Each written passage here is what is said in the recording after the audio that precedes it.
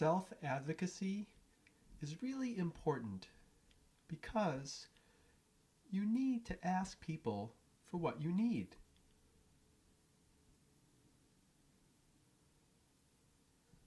You can't be passive in this process. It's important to be assertive and approach people to communicate what you need. Communication is really the key. It's also important to ask for clarification from people if you're not sure about something. So being your own advocate is definitely necessary. As an example, here's how I advocate for myself. When I meet a new person, I introduce myself, tell them I have a hearing loss, and that I can read lips when in a one-on-one situation with a quiet environment. That helps the person understand.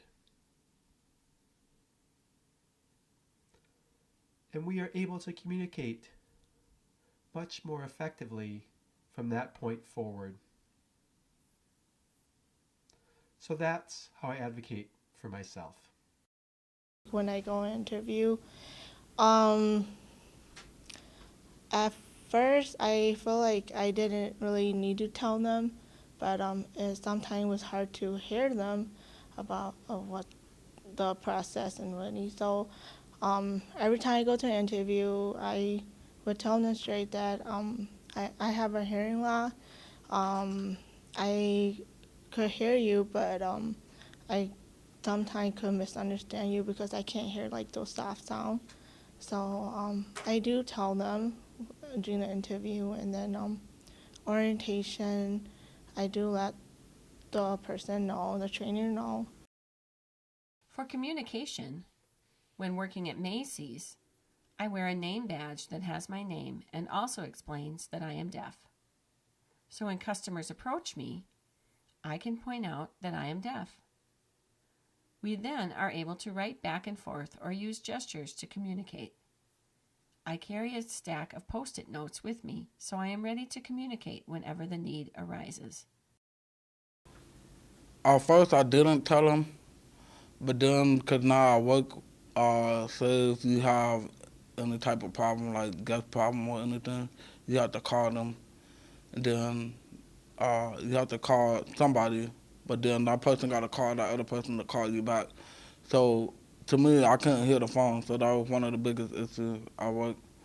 And then a lot of people try to talk to me from like behind, which is doing really work, and then they get mad because they think I hear them and I'm still trying to, they think I'm knowing them, but I'm not. So like for the people that I talk to, I tell them like, if you're trying to talk to me, you have to get my attention. You can't just talk to me like from behind or anything sideways or behind, because then I'm not gonna be able to hear you. My co-workers are hearing, so to communicate I use some gestures, but generally rely on writing back and forth in English. Sometimes I use my residual hearing to try to make out what they are saying, but that generally isn't too successful. Writing and acting out my messages are the strategies I use the most.